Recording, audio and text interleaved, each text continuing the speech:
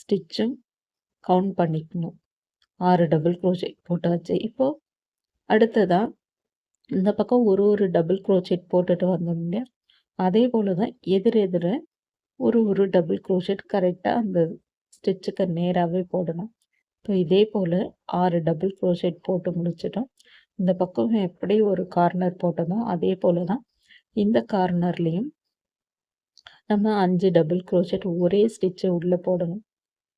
5 double crochet போட்டாச்சு. First தொடங்கும் பொழுதே இந்த பக்கத்தில் ஒரு டபுள் க்ரோஷெட் போட்டிருக்கோம். அப்போ கார்னருக்கு 6 டபுள் க்ரோஷெட் கிடைச்ச பிறகு ஃபஸ்ட்டு போட்டிருக்கிற டபுள் க்ரோஷெட் ஸ்டிச்சில் ஒரு ஸ்லிப் ஸ்டிச் போட்டு முடித்ததும் இந்த ரவுண்ட் மொத்தம் 24 ஸ்டிச்சு இருக்கும்.